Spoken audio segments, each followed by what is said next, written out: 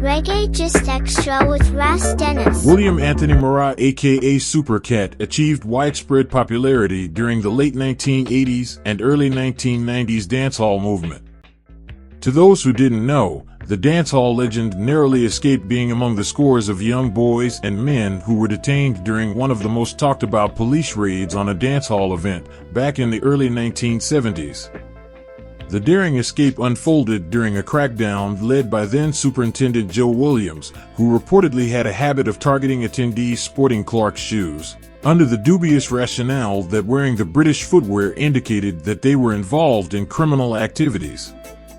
This is the story of Super Cat with Ras Dennis. You are now watching Reggae Just Extra Super Cats edition. According to Super Cat, Superintendent Williams interrupted the festivities, which reports say were being hosted by Sir Coxon Dodd, by instructing the selector to turn down the music, before going on to single out attendees sporting Clark's footwear, ordering them to assemble on one side of the venue, supposedly for imminent arrest. Recalling the real-life drama in a 2015 Reggaeville interview, Super Cat, who was a young boy at the time of Superintendent Williams' intrusion, revealed how he managed to deftly slip through the dance gate like a true feline, unnoticed by the law enforcement officers. "I was listening to VJ the Dubmaster when Joe Williams came to lock up everybody and said, 'Guys in Clarks, this way, barefoot guys that way,' and then all of a sudden, everybody was barefoot.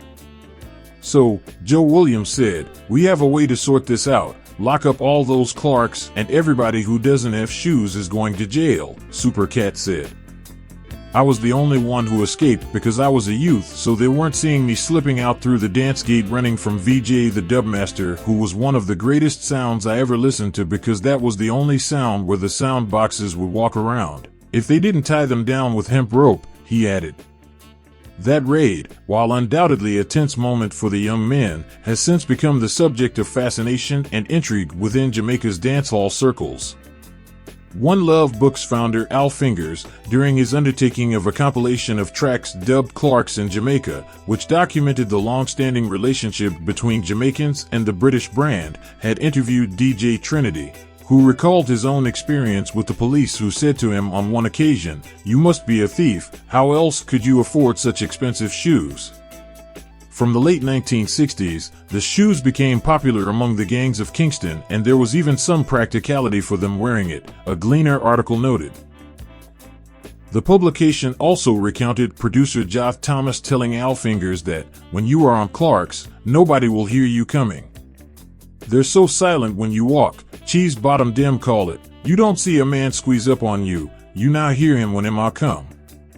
Among the reggae artists who sported Clarks back then were Junior Reid, Augustus Pablo, Henry Junjo Laws, Ninja Man, Nitty Gritty, Gregory Isaacs, and top dons like Claudius Mossop of the Shower Posse, Aston Bucky Marshall Thompson of Matthews Lane, and Howard Curly Locks Hewitt from Rema.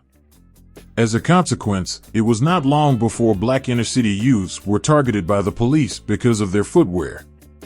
See, in their eyes, these poor boys from Jamaica should not be able to afford this British shoe, so they have to be dealing with criminal activities to afford a pair or even stole the shoes, the article noted.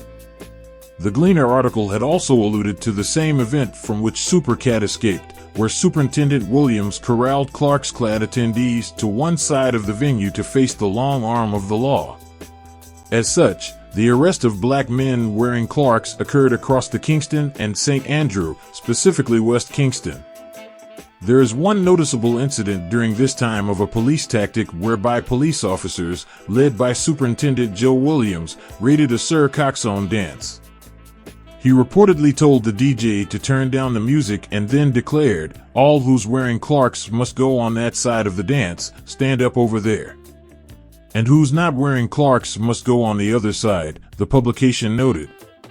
As reported, many men went shoeless that night, having taken off their shoes to join the no-wearing Clarks line.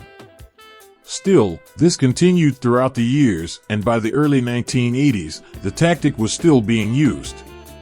It should be noted that in 1984, there was a week-long crime spree that left 8 dead and more than 150 arrested in what became known as the War Zone, and police had to cordon off slum areas of West Kingston and conducted a series of raids that yielded an undetermined quantity of firearms and resulted in the arrests for questioning of about 150 people. Thanks for watching, and do remember to subscribe. Give it a like and feel free to share your thoughts in the comment section below, and I'll see you again very soon for another video. Many thanks for watching Reggae Just Extra with Ras Dennis.